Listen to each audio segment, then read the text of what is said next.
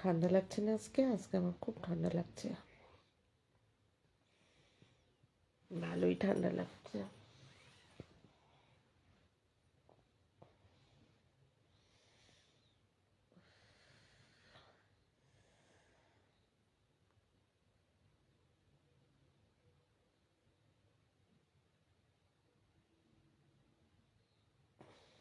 জানো তো, আমাকে না একজন আজকে তো দুপুরে কথা বলতে বলতে বন্ধ করে দিলাম হঠাৎ করে। আমাকে একজন বলেছে কি, সে বোধহয় আর্টসে, হ্যাঁ অবশ্যই আর্টসের স্টুডেন্ট। আমি বললাম আমার সায়েন্স কমার্স এগুলো খুব ভালো লাগে। সব সাবজেক্টই ভালো, তবুও মানুষের নিজস্ব একটা পছন্দ থাকে না, ঠিক আছে? তো এক মিনিট দিচ্ছি, মশা বললাম। তারপরে সে না, তো ওর বোধহয় ইংলিশ নিয়ে পড়তো, তো চাকরিও পেয়ে গেছিলো স্কুলে। তো তখন আমি কিন্তু অন্য কিছু করছি। হুম, আমি অনেকটা ছোটো তখন, বোধহয় আমি ইউনিভার্সিটি পাস করেছি, এরকম কিছু একটা, বা ইউনিভার্সিটি সবে গেছি।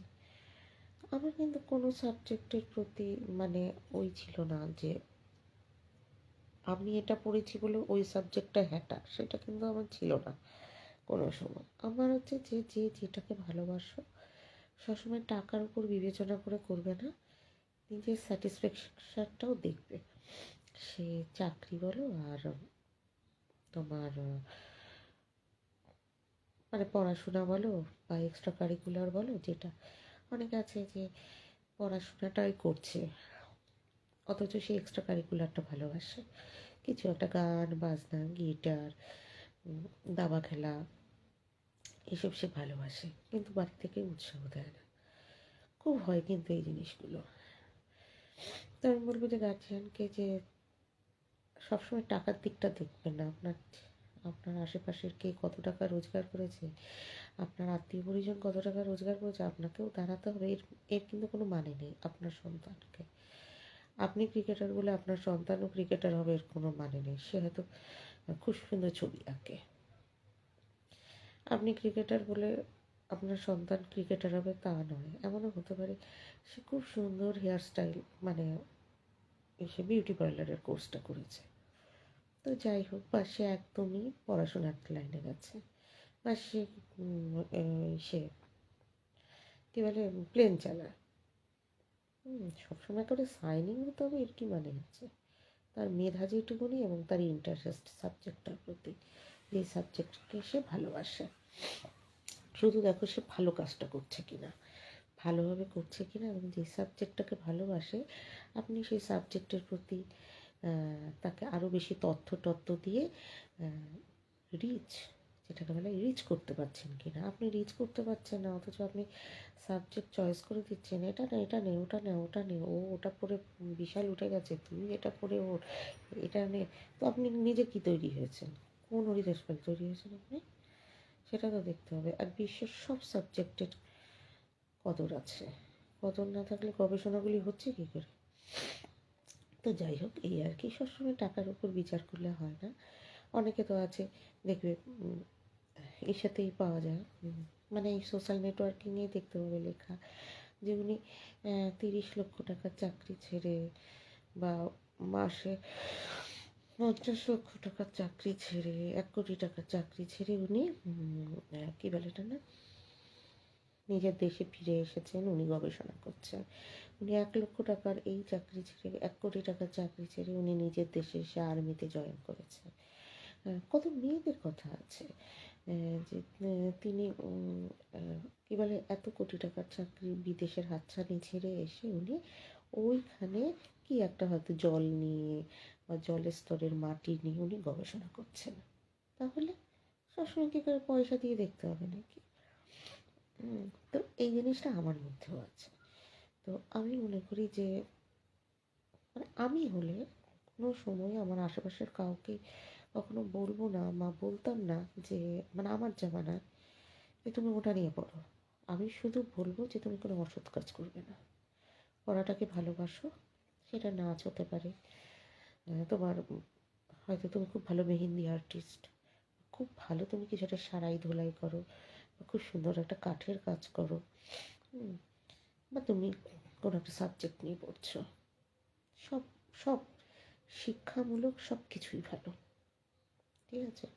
অনেকে যে ধানের চালের মধ্যে ছবি ওই যে কী জানি করে না, খোদাই করে টুকটুক টুকটুক করে করে বেশ, এটা কি খারাপ নাকি? খারাপ নাকি বলবো না, সেটাও ভালো। ভালো কাজটা অলওয়েজ ভালো। তো আমি সিলেক্ট করে দেওয়ার কি যে ওটা ভালো কাজ ওটা মন্দ কাজ?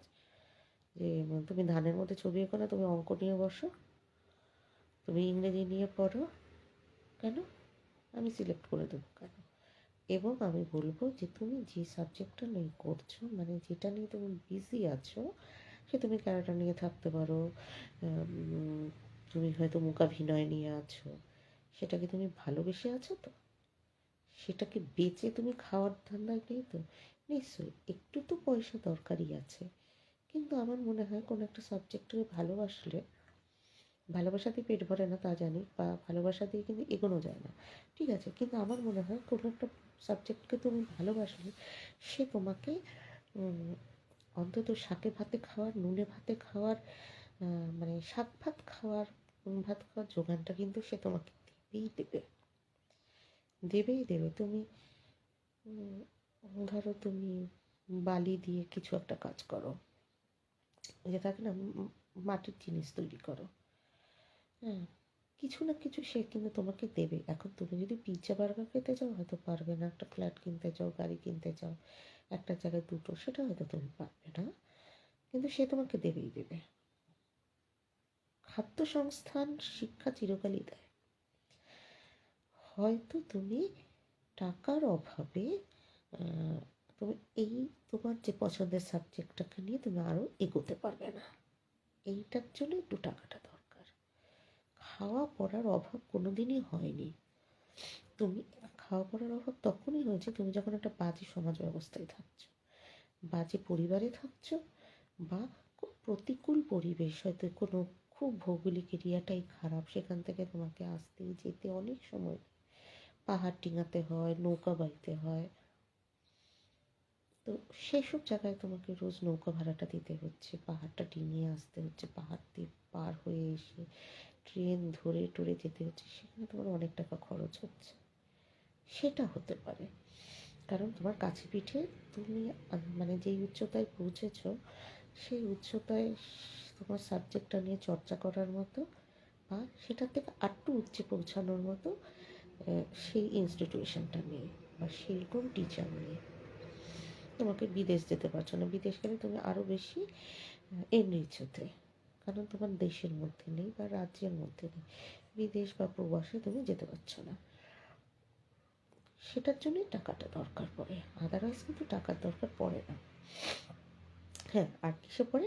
অবশ্যই রোগ ভোগে পড়ে।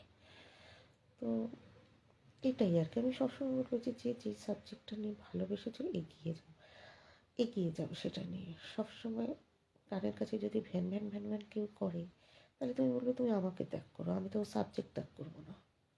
তোমার যখন আমাকে এই সাবজেক্ট নিয়ে পছন্দ না, অথচ তুমি আমার সাথে নট পাচ্ছ, বেঁধেছ, বাঁধার পর থেকে তুমি বলছো এই সাবজেক্ট কেন, এই সাবজেক্ট কেন, তুই যা না, আমার সাবজেক্টটাকে যে পছন্দ করে, আমি যেটা নিয়ে এগিয়েছি, ভালোবেসে গিয়েছি, হ্যাঁ, সেটাকে যে পছন্দ করে আমি তাকেই গ্রহণ করব। বা আমার সাবজেক্টটাকে যে পছন্দ করে, এরকম আদমি তো পৃথিবীতে আছে, দেশে আছে, রাজ্যে আছে, আমার এলাকাতেও আছে।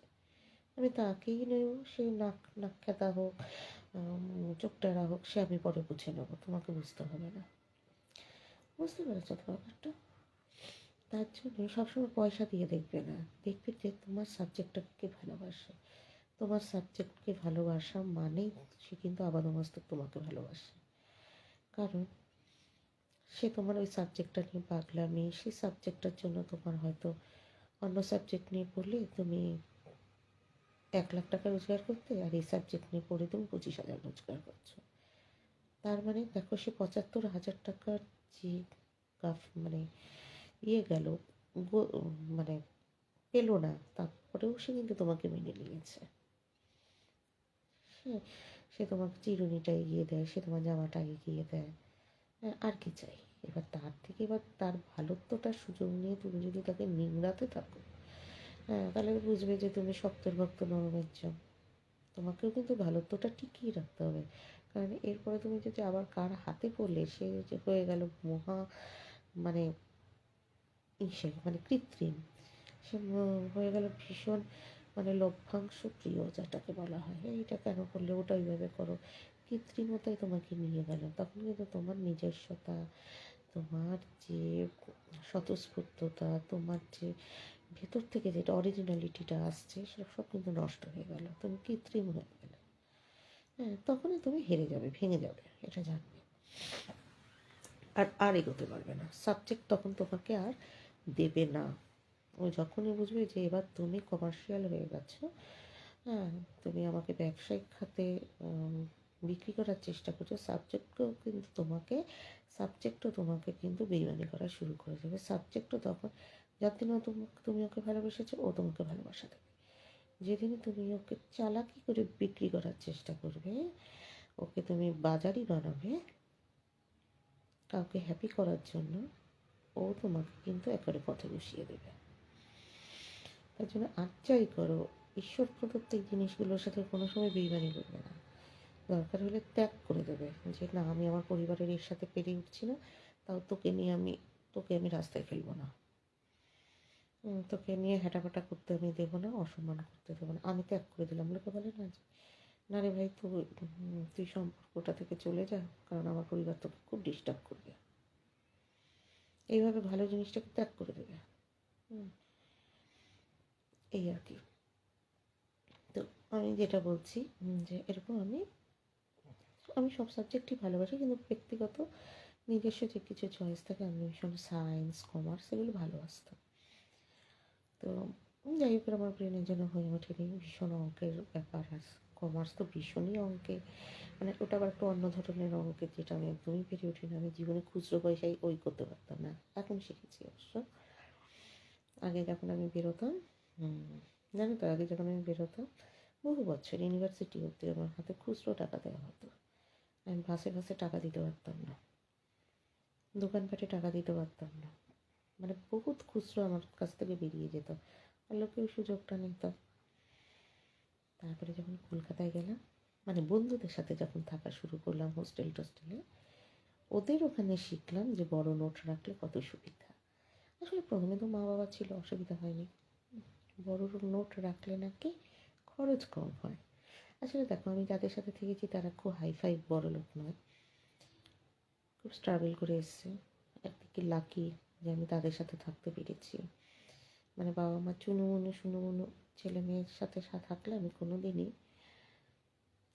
মানে কোনো দিনই আমি স্ট্রাগল করা মানুষদের সাথে থাকতে পারতাম না, শিখতে পারতাম না স্ট্রাগল লাইফটা।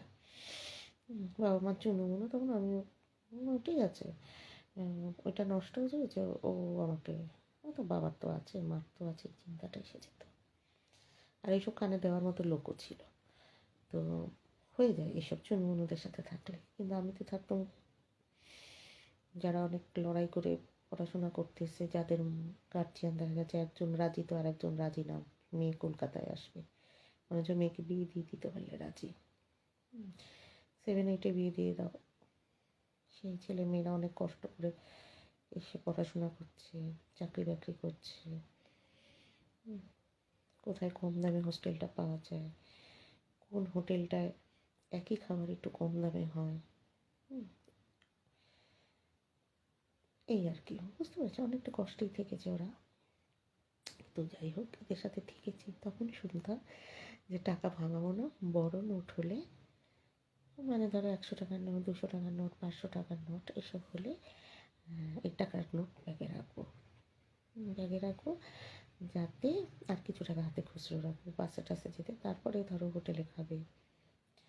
ওরা তো বেশিরভাগ প্রাইভেটে কাজ করতো, ব্যাংকে ট্যাঙ্কে, প্রাইভেট যেমন হয় আর কি, ব্যাংকে কেউ ছিল আইটি সেক্টরের এসব, তো তখন ওরা বলতো যে বড় নোটটা ভাঙাবো না, রেখে দিল, ধরো বাস গণ্ডগোল, ট্রেন গণ্ডগোল, ওষুধ কিনতে হবে, হঠাৎ করে শরীর খারাপ, তখন ওরা ওই বড় নোটটা রাখতো। এর বাইরে একদম গোনাগুনতি রাখতো।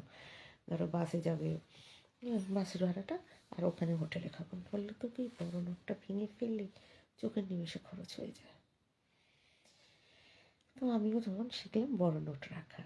আর তখনই আমি ওই যে একটুখানি খুচরো রেখেছি, বা ধরো একটা 500 টাকার নোট রেখেছি, একটা 100 টাকার নোট রেখেছি। ওই 100 টাকার নোটটা দিয়ে আমি জানি আমাকে 3 দিন চলতে হবে, বাসে ফাসে গিয়ে 3 দিন চলতে হবে। ঠিক আমি ওদের মতো করেই চলা শুরু করলাম, যার ফলে আমি টাকা ভাঙানো শিখলাম। বুঝতে পেরেছো ব্যাপারটা? টাকা ভাঙানো মানে কি, বাসে আমি একটা টাকা দিলাম, ও আমাকে কত টাকা ফেরত দেবে বুঝতে শিখলাম। তার আগে কিন্তু আমি বুঝতাম না, পারতাম না। বুঝতাম না মানে কি, পারতাম না। মানে কোথাও 22 টাকা দিতে হবে, তো আমি 30 টাকা দিয়েছি, বা 30 টাকা দিয়েছি বা 22 টাকাই দিয়েছি। হারিয়েছ আমি 100 টাকাটা ভাঙাতে পারছি না। বুঝতে পেরেছো? ভাঙানোর রিস্ক নিচ্ছি না। কত দেবে আমি বলতে পারবো না, এরকম মানে ওই ছিলাম। বুঝেছো তো? বা অনেক সময় কী বলে না লোকে, যে ধরো 25 টাকা হয়েছে, আমি 100 টাকা দিয়েছি, উনি টাকাটা 75 দিতে পারছে না, বলছে আপনি আমাকে আরেকটা 10 টাকা দিন, আমি ভেঙে দিচ্ছি। আমি তখন বুঝে উঠতে পারতাম না যে আমাকে কত ফেরত দেবে। এখন যেমন চট করে বলে দিতে পারি এটা ওই করো, বলে দিতে পারি, মানে কি আমি দাঁড়িয়ে থাকতে পারি, উল্টে দোকানদারের ডিসপুটটা ধরতে পারি যে কী হলো, আমি তো আরও 2 টাকা বেশি পাবো।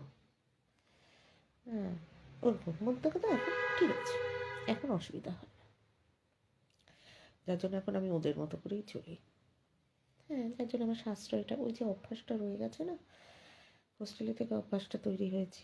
বা আমার লাইফে প্রথমে আমি যেহেতু বিপিএল এলাকায় থেকেছি, মানে বিলো পভার্টি লেভেল এলাকায় থেকেছি, আমার মা বাবা চাকরিতে চলে যেত, এদের সাথে থেকে বড় হয়েছি। কখনো এলাহি ব্যাপারটাই আমি বড় হইনি, কিন্তু প্রচণ্ড স্বাধীনতায় বড় হয়েছি। হয়তো আমার পকেটে 500 টাকা থাকেনি, বাট 5 টাকাটার স্বাধীনতাটা আমার ছিল, যেটা অনেকের থাকে না। হ্যাঁ, অনেকের পক্ষে মানে গার্জিয়ান 5 টাকার জিনিসটা নিজে কিনে দেয়। তোমার কী লাগবে মামুনি, তোমার কী লাগবে সোনামণি, বাবা মার হাত ধরে গেলেও 5 টাকার জিনিসটা মানে বাবা মার টেস্ট দিল, এই সবুজটা না নীলটা না, না আমি সবুজটা না, আচ্ছা তুমি সবুজটা নাও। আমাদের সেসব ছিল না। আমাদের গার্জিয়ান হাতে টাকা ধরিয়ে দিয়েছে, কীভাবে কী করেছিস কোনোদিন দেখতে যায়নি। আর ওই টাকার বেশি কোনোদিন চাওয়ার সাহসও পায় না। আর ওই টাকার মধ্যেই আমাদের গণ্ডি থেকেছে, যার জন্য আমাদের চিন্তা করতে হয়েছে এই দোকানে না গিয়ে ওই দোকানে যাবো, এই দোকানে একটা কাটারের দাম 1 টাকা, ওই দোকানে গেলে দেখা যাচ্ছে 2 টাকায় 3 টাকা দিচ্ছে, মানে চুল বাঁধার গাটা। এগুলি দলবদ্ধভাবে বড় হয়েছি আমরা। বা গার্ডারগুলি শেষ হয়ে যাওয়ার পরে, মানে বিক্রি বাট্টা হওয়ার পরে দেখা যাচ্ছে 2 টাকায় 4টে গার্ডার দিয়েছে, চল চল চল চল। হ্যাঁ, সবার হাতে কিন্তু 10 টাকা, মানে যে লোকের বাড়ি কাজ করে, যার মা, সেও 10 টাকা দিয়েছে।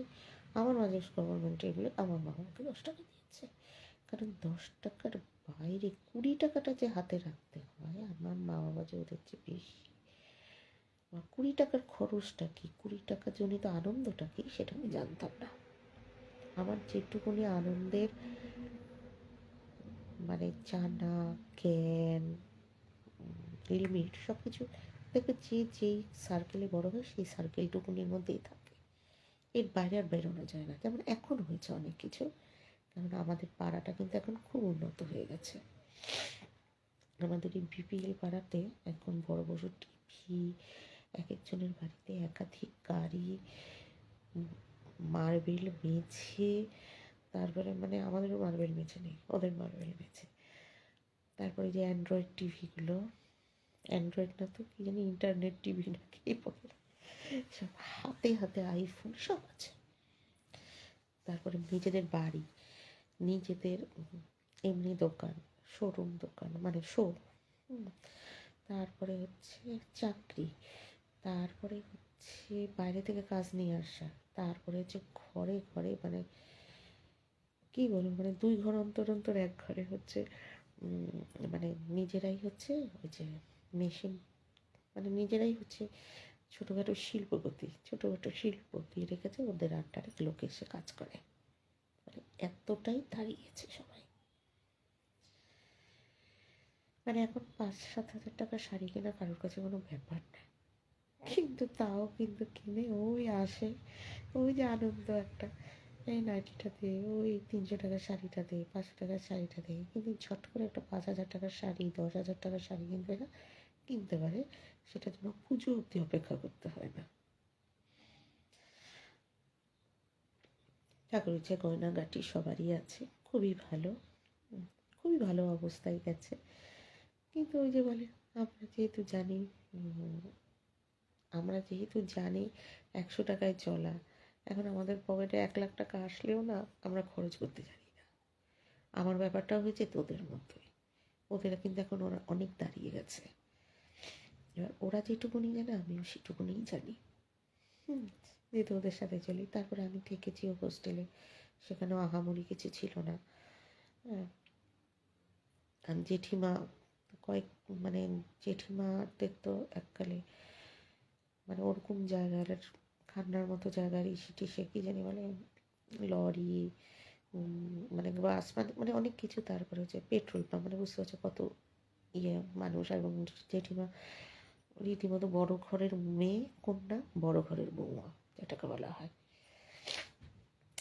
তো গরিবী আনার ছিল না, কিন্তু ওই যে ওনারা খুবই সাশ্রয়ী হন, সঞ্চয়ী হন, খরচ পছন্দ করেন না, মানে উলটপালট খরচটা পছন্দ করে না, চলতে ভালোবাসে, স্ট্রাগল করে, কষ্ট করে। হ্যাঁ, এরকম আর কি। তো এই জিনিসটা রয়েছে আমার বাবার মধ্যেও ছিল, কিছুটা আমাদের ব্লাডের মধ্যেও আছে। তো যার জন্য কষ্টটার সমস্যা হয় না।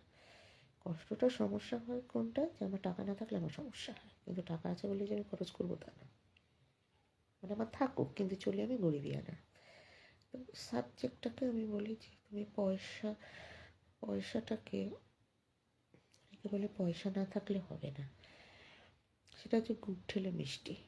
কিন্তু তুমি নিজের মিষ্টত্ব কতটা তোমার নিজের, সেটা কিন্তু তোমাকে চর্চা করে করে পৌঁছাতে হবে সেখানে। আর সাবজেক্টকে অবশ্যই ভালোবাসতে হবে।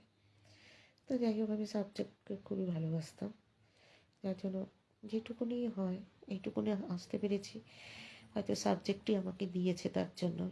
তো যাই হোক, তো বললাম না, সে বোধহয় ইংলিশ নিয়ে পড়তো। আরে ভাই, ইংলিশ নিয়ে তো আমিও পড়তাম, কিন্তু আমি কাউকে কখনো, আমি অনেককে দেখি ডাক্তার হলে ইঞ্জিনিয়ারকে ঘেন্না পায়, ইঞ্জিনিয়ার হলে ডাক্তারকে ঘেন্না পায়। কিছু মানুষ, সবাই না কিন্তু, ওরা হচ্ছে মানে খুব, মানে খুব ইগোইস্টিক। মানে আমার যে কেউ উঠতে পারে, আমি হাইলাইট থাকবো, আমি মানে যাকে তাকে তুচ্ছতাচ্ছিল্য করবো, আমি হ্যাটা করবো, আমি সার্টিফিকেট দেবো।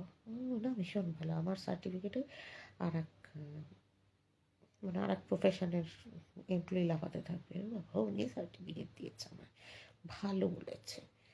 আরে যে লোকটা এরকম ইগোইস্টিক না, তাকে তুমি নিজের সহকর্মী বা নিজের জীবিকার মধ্যে ফেলো, সেখানেও ওরকম করবে। মানে ইঞ্জিনিয়ার বলেই যে ডাক্তারকে হিংসা করবে তা না। যার হিংসা করার স্বভাব না, হিংসা বা হ্যাটা করে ছোট দেখিয়ে নিজে উঁচু হওয়া, একটা কোচানি দিয়ে কথা বলা, ইট ইট ছোড়া, তারপর পাটকেল দিল কেন মুখ হারি করা, তাকে তুমি নিজের জীবিকার মধ্যে রাখো, ও ওখানেও সেটা করবে। ওর স্বভাবটাই হচ্ছে মানে আমার দিকে সব ফোকাসটা আসুক। ও নিজের ভাইদের সাথে করবে, সুযোগ পেলে শ্বশুরবাড়িতে করবে, ওরকম আর কি, সহকর্মীদের সাথে করবে, সব কিছুতে, মানে এক টেবিলে বসা সহকর্মীদের সাথেও করবে। তো যাই হোক, সে না আমাকে না বলছে কি, মানে খুব করছে, সেই লেভেলে চাকরি পেয়েছে, এসএসসি দিয়ে, উড়ে বাবারি বাবারি বাবারি বাবারি। হ্যাঁ, গ্রামের ছেলে, কুচকুচো কালো। তো কী করে পরিচয় হয়েছিল, আমি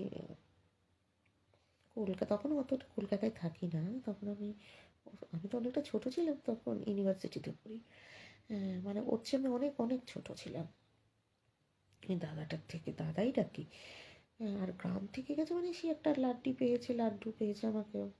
আমি ট্রেনে পরিচয় হয়েছিল সে, বাবা আমি স্কুল টিচার হয়েছি, মানে বোধহয় হওয়ার না বোধহয় হয়েছে। সেরকম নাকি ও নাকি ওই অঞ্চলে কেউ নেই, ওরে বোধহয় ভীষণ স্যালামটাকে একটা সরকারি চাকরি পেয়েছে একটা কাঁপুনি, ও সেই বোধহয় পাড়াগাইয়া কাঁপুনি ভেবেছে ট্রেন বাসে দিলেও হবে। সে তো যাই হোক, তা কী একটা কথায় কথায় পরিচয় হয়েছে, ও আপনি ওইটা নিয়ে পড়েন ওরা। হ্যাঁ, তারপর আমি বোধহয় বই মেলায় যাবো টাবো কিছু, বই মেলায় যাবো তখন আমাকে, হ্যাঁ আমি রাস্তা চিনি না, বই মেলায় যাবো। মধ্যেখানে কি হয়েছে, ওর সাথে পরিচয় করতে গিয়ে ওর বন্ধুর সাথে আমার পরিচয় হয়ে গেছে। এই দাদাটা মানে বেশি তিরিবিরি করছিল, মানে স্কুল টিচার, দেখা গেল তার যে পরিচয়, যে তার সাথে যে বন্ধুটা গেছে ঠান্ডা মানুষ, তার সাথে আমার পরিচয় হয়ে গেছে বেশি। হ্যাঁ, সে আবার খুব ঘুরতে ভালোবাসে, পরিচয় হবে না কেন, ঘুরতে ভালোবাসে আমার মতো, মানে এলাকায় এলাকায় ঘুরতে পারে না, মানে লোকাল এলাকায় ও বরঞ্চ। বলছি তারপর মানে ওই দাদাটা যে মানে নিজের সাবজেক্ট নিয়ে করে অহংকারে মাটিতে পা পড়তো না। হ্যাঁ, আমি এসএসসিতে পেয়েছি, এই পেয়েছি, ওই পেয়েছি। এবার তার সাথে যে বন্ধুটা ছিল, ওই বন্ধুটার সাথে এত পরিচয় হয়ে গেছে যে শেষের দিকে ওই বন্ধুটার সাথে আমি মিশতাম। ওই দাদাটার সাথে আমার 7 দিনের মাথায় কথা বলা বন্ধ হয়ে গেছে, ভেগর ভেগর করতে ভালো লাগতো না। হ্যাঁ, আর ওই বন্ধুটার সাথে আমার বোধহয় 5, 6, 7 বছর ধরে আমরা দুর্গাপূজায় ঘুরেছি, এই ঘুরেছি, সেই ঘুরেছি। যেহেতু ট্রেনে ওখান দিয়ে যেতাম আসতাম, ওদেরকে ট্রেনটা ছেড়ে দিলে আর হয়ে ওঠে না। মানুষের যেমন স্কুল ছেড়ে দিলে, অনেক স্কুলের বন্ধু এত বছর, সেই ইনফ্যান্ট থেকে আমরা পড়ে আসি 12 অবধি, অনেক সম্পর্ক কেটে যায় বন্ধুত্বে। ওরও তাই, ও বোধহয় অন্য জায়গায় চলে গেছিলো টিজনেসের জন্য, যার জন্য আস্তে আস্তে। তাহলে ওর বাড়িতে আমি গেছি, আমাদের ওখানে গেছে ও, ওর সাথে মধ্যমগ্রামে গেছি, তখন আমার ফ্ল্যাট ছিল, সবই ছিল। হ্যাঁ, আর মা মা জানতো, আমার বাড়ি অব্দি পৌঁছে দিয়ে যেত। ওর সাথে অশোকনগরে দুর্গা পূজা, কালী পুজো, এই অশোকনগরে তো কালী পুজো না, মধ্যমগ্রাম বারাসাতের কালী পুজো, আমার মাও বেরিয়েছে। আমার মা বললো যে আমি চৌমাথা অব্দি যাবো, তোরা ঘুরে আয়। সে আমরা হেঁটে হেঁটে, অবশ্য আমি কোনো কিছুতে উঠতে পারি না, জানি বাস ফাসে উঠতে পারতাম না তখন। হেঁটে হেঁটে বারাসাতের কয়েকটা কালী পুজো, বেশি অব্দি না। ও আর খুব চেনে এদিক ওদিক। আর ও হ্যাঁ, ও যে এমওয়ে টেমওয়ে করতো না, এর জন্য বিভিন্ন জায়গায় যেতে হতো, যার জন্য ও অনেক অলিগলি, মানে শর্টকাটের পথও অনেক কিছু চেনে। তো যার জন্য অনেকভাবে আমাকে নিয়ে যেতে পেরেছে, বেশি হাঁটতে হয়নি। আর আমি তো গাড়িতে যেতে পারি না। তারপরে আমার আবার একটা বিশাল গুণ, আমি লাইন দিয়ে ঠাকুর দেখি না। যার জন্য আমরা দুপুরে দুপুরে গেছি, যার জন্যই মা গেছিল। তো মা তো অত ভিড়ভাট্টাতে যাবে না, মা মধ্যমগ্রামে গেছিলো, ফ্ল্যাটে গেছিলো। মা মধ্যমগ্রামে এমনি একা একা ঘুরেছে টুরেছে, আমরা ঘুরেছি। তো ওর সাথে গেলে মা কোনো ওই করতো না, নিশ্চিন্ত হতো। খুব ভালো ছিল ওর মা, আমাকে এত ভালোবাসতো জানো না। ওর বাবাও বসিরহাটের মানুষ ছিল। হ্যাঁ, তারপরে আসলে ওর বাবাটা হঠাৎ করে মরে গেল না, পুরো বাড়িটা জানি কেমন হয়ে গেল। বাবাটা কি উঁচু লম্বা ছিল। ওর ভাইটা আমাকে কি ভালোবাসতো, দিদিভাই করতো। আর ওর মা, বাবা, মানে ওর মা, আমি পরে যে কত খুঁজেছি ওদেরকে, ওদের বাড়িও আমি গেছি 2-3 বার, জানো তো। খেয়েছি দিয়েছি, ওর মায়ের সাথে বসেছি। ভাইটা লাজুক, এত ভাইটা একটু ড্রাগ অ্যাডিক্টেডের মতো ছিল। মানে নেশা করে ওকে, ওই যে নেশা মুক্তি কেন্দ্র ওইসবে। কি লাজুক। এ ভাই এদিকে আয়, এ ভাই এদিকে চল, এ ভাই ওদিকে চল, ভীষণ। আর ওই যার সাথে পরিচয় ছিল আমার, সে আর আমি, ও বাসে টাসে চড়তে পারতো, চড়তে পারতো, কিন্তু আমি আবার বাসে চড়তে পারতাম না। সে ট্রেনের মধ্যে লাফ দিয়ে উঠে জায়গা টায়গা রেখে রাখতো, ও মামার কাছে নেমে যেত, আমি আমার জায়গায় চলে আসতাম। ওর সাথে আমি নিশ্চিন্তে ঘুরতাম, কোনো দিন একটা বাজে কিছু ইসা হয়নি। হ্যাঁ, মানে বন্ধু যাকে বলে সেরকম ছিল।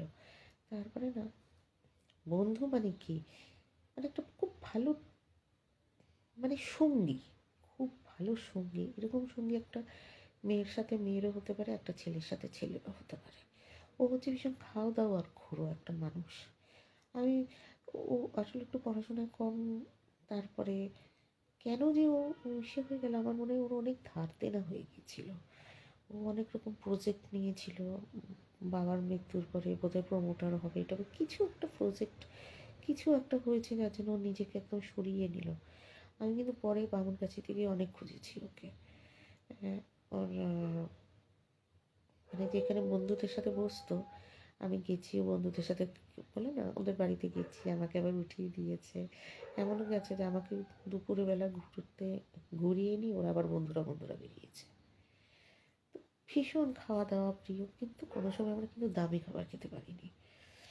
ও অবশ্য ওদের অবস্থা বিশাল ভালো ছিল, কিন্তু থাকতো কিন্তু একটা টিনের ঘরে। হ্যাঁ, হয়তো ইচ্ছা ছিল বাবা রিটায়ারের পরে বড় করে ঘর করবে। অবশ্য ওদের বসিরহাটে বাড়ি ছিল, টিনের ঘরে। মানে ওদের না কী বলে তো, নিচটা টিনের নিচটার মধ্যে ওই যে ইট পেতে দেওয়া, মিশে করা ইট পেতে, কিন্তু বিশাল জমির মধ্যে বাড়ি, মানে অতটা বাড়ি ঘরের মধ্যে ওই না। মানে খাচ্ছে যাচ্ছে, দুই ছেলেকে বাবা মানে অঢেল দিয়ে রেখেছে খাওয়া দাওয়ার প্রতি একটা ওই। হ্যাঁ, ভীষণ খেতে ভালোবাসতো বাবা। কিন্তু ওর বাবার জানো তো, বাবাকে আমি প্ল্যাটফর্মে বসে থাকা অনেক দেখেছি।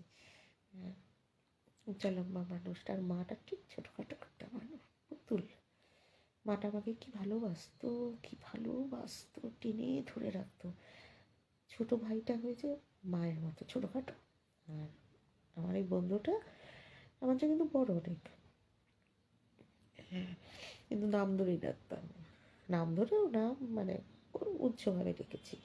তো সে জানো তো, আমার বন্ধুটাও ছিল বাবার মতো লম্বা টম্বা, তবে বাবার মতো অত লম্বা হতে পারি না। বাবা 6 ফুটের ওপর লম্বা, কিডনি ড্যামেজ হয়ে মারা গেল ভদ্রলোক। হ্যাঁ, তো আমার বাবাটা আবার সবাই জানতো, কিন্তু বাজে সম্পর্ক ছিল না। হ্যাঁ, ওর মাকে একবার স্নেক বাইট করলো। এত সাহসী মহিলা, একা একা হাত চেপে ধরে বারাসাত হাসপাতালে চলে গেছে। খুব সাহসী বসিরহাটের মহিলা না। আমি পরে ওনাকে খুব খুঁজে আমি কলকাতা চলে গেলাম। আস্তে আস্তে আস্তে আস্তে সম্পর্কটা লাইট হয়ে গেল। একদমই লাইট হয়ে গেল। মানে ফোন করি বন্ধ। ওকে নিয়ে আমি কত আমার বেহালার বাড়িতে গেছি জানো, আমার কাকিমা মারা গেছে তখন ওকে নিয়ে গেছি। মানে এতটা আমার বিশ্বস্ত ছিল। আমার কাকিমা মারা গেছে, ওকে নিয়ে গেছি, সেই হিসাবে আমার ওদের ওষুধ পড়বে, যেহেতু কাকিমার তখনও বার্নিং ঘাটে নিয়ে যায়নি, বা ওগুলি হওয়ার পরে তো ওষুধটা পড়বে, ও আমাকে আগে খাওয়ালো, আগে খেয়ে নাও, এরকম। জানো তো, কোনো দিন এদিকের কথা ওদিক বলেনি, ওদিকের কথা সেদিক বলেনি। কেন যে ও সরে গেল, ওর একটা হিস্ট্রি ছিল লাইফে। ও একটা ম্যাট্রিমোনিয়াল রিলেশন করেছিল, সেটা থেকে ও ডিভোর্সও পায়নি। মানে মেয়েটার সাথেও থাকে না, ডিভোর্সও পায় না। আবার ওরও একটু ওই ছিল যে বাড়ি ঘরও করে না, একটা ঠিক মতো করে কাজও করে না। হ্যাঁ, কীরকম বলে তো, বাবার আছে, বাবা টাকা পয়সা, আর ওর চাহিদা তেমন কিচ্ছু নেই।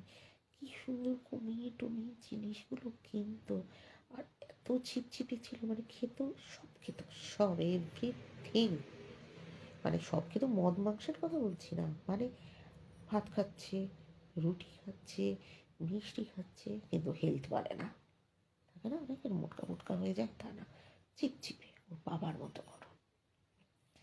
ভীষণ খেতে ভালোবাসতো, ওদের খাওয়া দাওয়া দিয়ে ছেলেপেলেটাকে বাঁচিয়ে রেখেছিল। আর বলতো খাবে, ফ্যাট বার্ন করে ফেলবে। ভীষণ হাঁটা চলা, আড্ডা ফাড্ডা মেরে রাত 10টায় বাড়ি ফেরা, এরকম ছিল। তারপরে ওর সাথে আমার বন্ধুত্ব হয়ে গেল। তারপর তো সেই বন্ধুত্ব কত বছর চললো। তারপরে তো যাই হোক, সেই যে দাদাটার কথা বলছি, ইংলিশ নিয়ে বলছে আমার, আমরা একসাথে অনেকে মিলে ইয়েতে গেলাম, বুক ফেয়ারে গেলাম, ওই যে কলকাতা বুক ফেয়ারে। অনেকে তো এর সাথে দেখা, ওর সাথে দেখা, এই শিল্পী সাহিত্যের দেখা। তো ওখানে গিয়ে আমার ওই দাদাটার সাথে ক্র্যাশ বেঁধে গেছে। কী নিয়ে, ও ফট করে বলেছে কি, আমি না কোনো সময় কোনো একটা কিছু, ধরো আমি একটা দোকানে যাচ্ছি, স্টলে যাচ্ছি, ওখানে গিয়ে তো মতামত প্রকাশ আমি পছন্দ করি না। আমি কিনতেও পারি, নাও কিনতে পারি, সেটা আমার মধ্যে রাখবো। অনেক সময় দোকানদাররাও আছে না, ভীষণ চাপ প্রয়োগ করে, ঠিক আছে আমি সটকে চলে আসবো।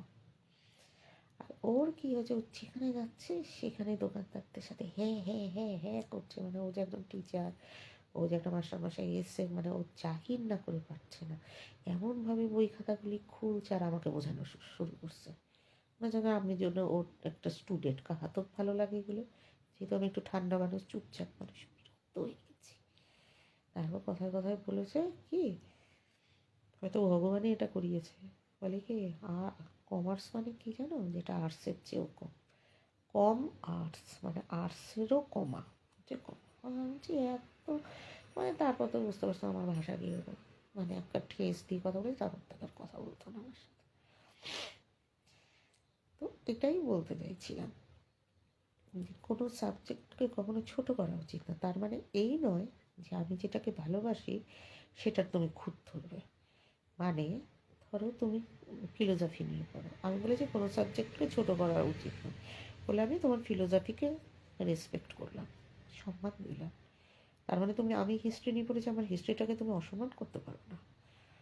হ্যাঁ, তুমি তাহলে হিস্ট্রি নিয়ে পড়লে কারণ ফিলোজফি তোমারটাকে সম্মান করেছি, তার মানে এই বলিনি যে ওটাতে আমার স্যাটিসফ্যাকশন আছে। বুঝতে পেরেছো? যেমন ধরো আমি তোমার ফ্ল্যাট বাড়িটাকে সম্মান করেছি, তার মানে এই নেই যে আমি ওই আবাসনে ফ্ল্যাট কিনবো। সেটা না, আমি আমার মতো কিনবো। তোমারটা ভালো লাগলে তুমি তোমাকে বলতামই তোর বিল্ডিংয়ে আমার জন্য একটা ফ্ল্যাট দেখ। সঙ্গে সঙ্গে দালালি করা শুরু করে দেয়। হ্যাঁ, এগুলো আমি পছন্দ করি না। তো ওই বলেছিল কমার্স, বুঝেছো তো? আর আমার ভীষণ গায়ে লেগেছিলো কথাটা, পছন্দ করিনি আমি। হ্যাঁ, আর এত এইসব মাস্টারই আমারও উপরে তো জানোই আমি কী ধরনের মেয়ে, একেবারে মানে মান ইজ্জত একেবারে ওই করে দেবো, সহ্য করতে পারি না। হ্যাঁ, মানে আমার ভদ্রতা দুর্বলতা এক জিনিস নয়, আমি ভদ্রভাবে চলবো। আমি তোমাকে সৌজন্য দেখাচ্ছি, তার মানে ভেবো না ওটা আমার দুর্বলতা। তুমি সঙ্গে সঙ্গে বাড়তে থাকবে, ফুলতে থাকবে, তুমি তেরেং বেরেং যা করো করতে থাকবে, চল হাট। সেটা তো অনেকেই পাত্তা দেয় না, আমি সেই ব্যবহারটা দিইনি। হ্যাঁ, তো সে তোরে পাত্তা দেয় না, তখন বুঝলাম যে না, যেমনি কুকুর তেমনি মুগুরি দিতে হয়। তো তারপর থেকে তোকে সবাই যা ব্যবহার দেয় আমিও দেবো।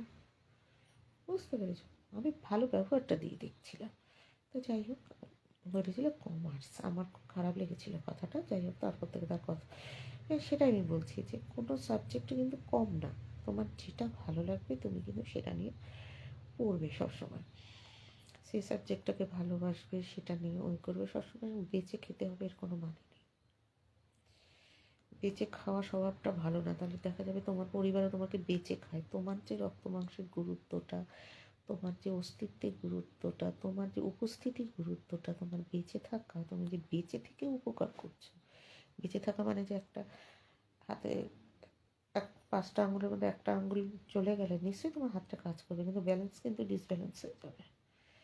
হ্যাঁ, সেই বলছি, তোমার বেঁচে থাকাটাকেও তো গুরুত্ব দিতে হবে। অবশ্য তোমাকেও গুরুত্বপূর্ণ হতে হবে, তার জন্য অনেক কিছু জানতে হবে। সেরকম তুমি হেলামেলা করবে আর সবার সাথে ছাটাক ছাটাক করবে, তোমার গুরুত্ব দেবে, বা তুমি অন্যের ঘাড়ে চলে বসলাম, ঘোড়া দেখলে ঘোড়া হয়ে বসলাম, তাহলে তো আর কি গুরুত্ব দেবে না। এই আর কি। আর টাকা দিয়ে গুরুত্ব আহরণ করা যায় না। তো দেখবে তুমি, তোমার টাকা আছে, তুমি একটা টিচার রাখলে তোমার মেয়ের জন্য ছেলের জন্য, সে টিচার পড়াই না। তুমি ভাবলে আমি টাকা দিয়ে রাখছি, বরং হচ্ছে তোমাকে খেয়াল রাখতে হবে টিচারটা পড়ায় কিনা, ঠিকঠাক মতো বোঝাতে পারছে কিনা, বা এই টিচারের সাথে তোমার ছেলে মেয়ে স্যুট করছে কিনা এর পড়ানোটা। তুমি কিছুই বোঝো না, তুমি শুধু টাকা বুঝে যাচ্ছ, কাম কিচ্ছু হবে না। মানুষ তোমার থেকে শুধু টাকাটা নেবে, গাইডলাইন নিতে যাবে আর এক জায়গায়। যে গাইডলাইন দেয় তার কাছে শত্রুপক্ষ এসে পর্যন্ত, মানে ওই বলে না রেশনের লাইনের মতো ধরে কেলিয়ে বসে থাকবে। গাইডলাইন এমনই জিনিস। আরেকটা জিনিস হচ্ছে যে মানুষ কিন্তু সঙ্গবদ্ধ। কেউ কখনো, মানুষই একমাত্র প্রাণী যে নিঃস্বার্থভাবে কোনো কাজই করে না কখনো। আমি যদি ভাবি আমি ওকে অনেক করে দিয়েছি, দেখতে হবে ও আমার জন্য করেছে। হয়তো 10-40% আপ ডাউন হতে পারে, 10-40% আপ ডাউন হতে পারে। কখন? যখন একজন বেশি শেয়ানা ভাবছে যে বেশি করাবো, দেবো কম, করবো কম, তখন। বা আর একটাকে গবেটবে। নয়তো তুমি যদি বলো যে আমি যা করছি ভগবান আছে ওপরে, এই কথাটা বলার সঙ্গে সঙ্গে কিন্তু তুমি আটকে গেলে ভগবানের কাছে। তুমি কিন্তু এমনি এমনি করোনি, তুমি এত বলদ না, তুমি এমনি এমনি করে গেছো নিঃস্বার্থভাবে। তুমি যদি বলদও হতে, তোমাকে বুদ্ধি দেওয়ার লোক ছিল। এই একটা ব্যাপার। সুতরাং কারোর ভদ্রতাটা, তুমি আমার কাছে এসেছো, আমি তোমাকে ভদ্রতা দেখাবো, নিশ্চয় আমি তোমাকে আন্তরিকতা দেখাবো, তোমাকে আমি ভালোবাসবো, তোমাকে আমি যত্ন করব, তোমাকে আমি মানে যা যা করতে হয়, যে তুমি আমার কাছে গুরুত্বপূর্ণ একজন, আমি খুব খুশি হয়েছি তুমি এসেছো, বা তোমার উপস্থিতি আমাকে খুব খুশি করেছে, আমি খুব গ্ল্যাড তুমি এসেছো। ওমা, এটাকে যদি তুমি আমার দুর্বলতা, তুমি আইসা আমার একেবারে মাথার মধ্যে চুইরা বইছো, এবার আমি যা খুশি তাই করি। হ্যাঁ, আরে তুমি যার বাড়িতে এসে তোমারও তো কিছু সৌজন্যবোধ আছে নাকি, শিষ্টাচার আছে, তোমারও তাকে তো গুরুত্ব দিতে হবে। সে তোমাকে গুরুত্ব দিচ্ছে, সে তোমার উপস্থিতিটাকে ভালো লাগছে তার, মানে চেয়েছে, তুমিও তো তাকে পছন্দ করেছো বলেই এসেছো। আর তোমার যদি ভালো না লাগে তুমি আসবে না, আসতে না কত কথা বলে তো তোমার কাটানো যায়, আসবে না। এসে বাহুত্রাগিরি, ইসেগিরি, তোমার ছোট লোকগিরি, অশিক্ষিতের মতো, ওগুলি তো চলবে না। কারণ তুমি তার এক জায়গায় পারছো না করতে, পারো না করতে, করে দেখো তো, থোতমা উড়িয়ে দেবে। তুমি এখানে দেখেছো ও তোমাকে গ্ল্যাডলি নেয়, হ্যাঁ, সেখানে তুমি গিয়ে সে করে মানে চারাং ব্যারাং ঠারাং ব্যারাং যেগুলি করতে নেই, যেগুলি ছোটো লোকের মতো, মা জানে না কোনো, মানে কালচার জানে না কোনো, সে জানে না, চলন বলন জানে না, আবার কি, মানে কোনো শিষ্টাচার সৌজন্যবোধ জানে না, আবার কি, করলে কারোর সাথে কীভাবে কী করতে হয় জানে না, কোনো একটা জায়গায় গেলে কি ও মা, মানে মনে হয় যেন উদ্ধার করছি আইসা। আরে বাপ রে বাপ। হ্যাঁ, সেটা যদি হয় তাহলে তুমি ভুল করছো, কারণ আরেক জায়গায় তো তোমাকে কেলিয়ে কেলিয়ে যেতেই হবে, এবং সেখানে গেলে যে কে তোমাকে কী ব্যবহার দেয় সেটা তো সবাই জানে। লুকানো তো আর না, অন্ধকারে না গিয়ে তো তুমি পারবে না, কারণ তুমি না গিয়ে পারবে না এমনও অনেক আছে যেখানে তুমি না গিয়ে পারবে না, কারণ সে যদি ডিঙিয়ে তোমার বাড়ি ডিঙিয়ে আরেক জায়গায় যায়, তোমার বুকের হৃৎপিণ্ড কাঁপতে থাকবে, তাই না? সুতরাং তোমাকে তো ঠিক মতো করে চলতেই হবে। সেই বললাম যে ঠিক মতো ভদ্রতাটা কখনোই দুর্বলতা নয়, ভদ্রতা, সে ভদ্র মানুষ, কিন্তু ভদ্র মানুষের হাত একবার ছেড়ে দিলে না, তুমি লুটে পুটি খেতে থাকবে। তুমি ভাবলে ভদ্র তো, ও আমার একেবারে মানে হাতের পাশ ছাই ফেলতে ভাঙাগুলো, ভদ্রকে কোনোদিনই ছাই ফেলতে ভাঙাগুলো করা উচিত না।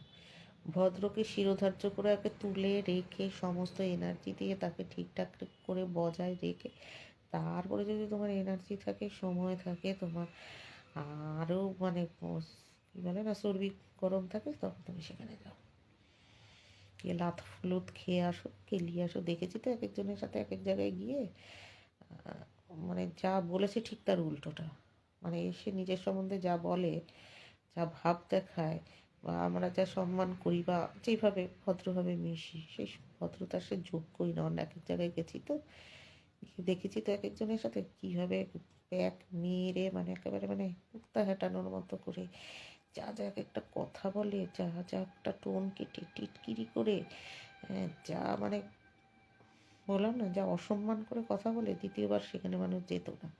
তারপরেও সেখানে যখন তারা যায়, সে যায়, তখনই বোঝা গেছে যে তার ওজন কতদূর।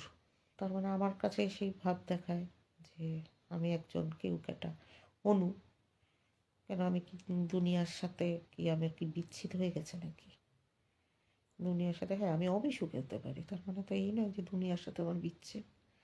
দুনিয়ার কোনো খবর আমার কাছে আসে না, কে তোমাকে কীভাবে কী দিচ্ছে, লাথি ঝাঁটা।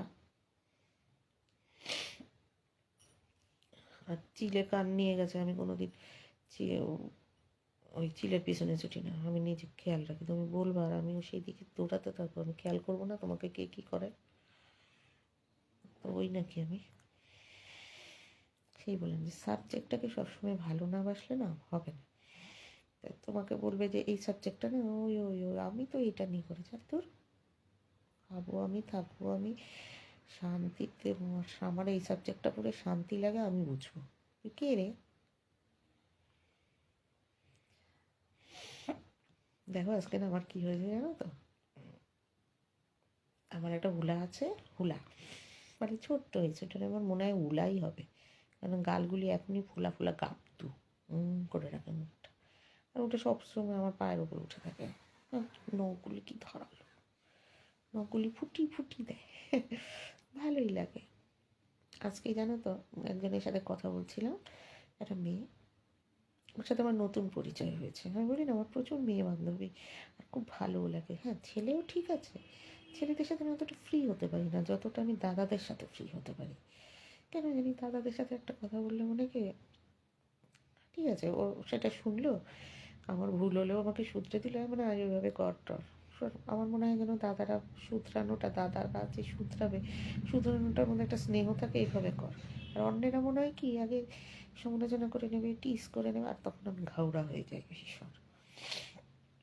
তো যাই হোক, সেই হিসেবে বললাম না, ছেলে হিসেবে আমার একটু দাদার টাইপের সম্পর্ক ভালো লাগে, আর দাদার বন্ধু টন্ধুদেরই আমার ভালো লাগে। তো যাই হোক, আমার ছেলে বন্ধুর জন্য অতটা হয় না, হলেও টিকে না। প্রেম ভালোবাসা তো দূরের কথা, ছেলে বন্ধুই হয় না আমার, মেয়ে বন্ধু হয়ে যায়। তো আমার কিন্তু সেই হিসাবে এই যে কী জানি বলে এটাকে, সোশ্যাল নেটওয়ার্কে প্রচুর কিন্তু আমার মেয়ে বন্ধু, হ্যাঁ মেয়ে বন্ধু হয়ে যায়। তো আজকে একটা মেয়ের সাথে, সে আবার ভীষণ পশুপ্রেমী, বুঝেছ।